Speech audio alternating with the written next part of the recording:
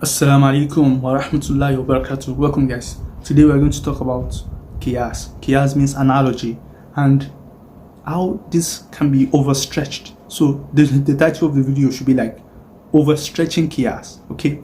And this will become problematic for you as you understand later on. And this Qiyas is used in Fiqh and even Aqeedah.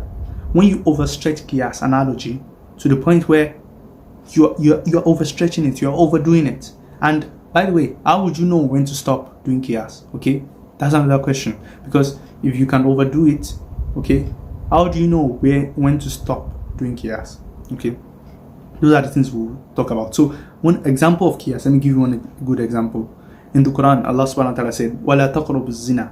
Okay, وَلَا تَقْرَبُ الزِّنَا. That don't come close to zina. Now, what does it mean coming close to zina? What does that mean? Anything that leads to zina, stay away from it. Now, what leads to zina? That's the next question. We have a principle here. Anything that leads to zina, avoid it.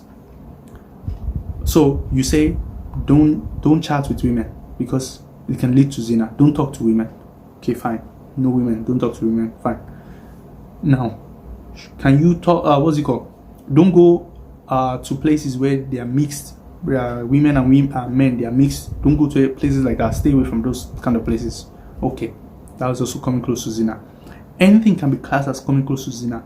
Don't use your phone to check Facebook and stuff like that, because you might see a woman and then you start talking to her. Okay, that's also analogy. We can say, yeah, that's coming close to zina too. School, don't go to schools that have women and men in the same class. That's also coming close to zina. You can spread this analogy over many things. Okay, don't go to, because see, you might be like, oh, what do you mean it's not coming close to zina? It is to some people. Some people consider that as coming close to zina because anyway, anything can cause you to come close to zina, bro. That's the whole point I'm trying to show. Now, you might say, okay, I'll go to an all-boys school. You go to an all-boys school, okay, fine. Now, can you even go outside?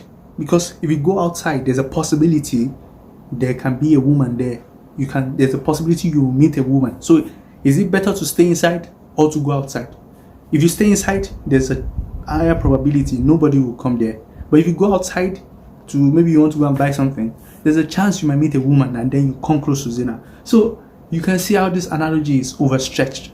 I'm not saying any people will disbelieve, by the way, but this principle I just gave you, you can see how we can stretch it to minute details. Anything can be coming close to zina. Okay, so some people now said, you know what, if we just allow this overstretching thing, it's going to go on for so long and sometimes it's unnecessary. When Allah said wala taqrabu zina, okay, we get it, the whole point, we get the whole point, that He's trying to make us stay away from zina as much as possible.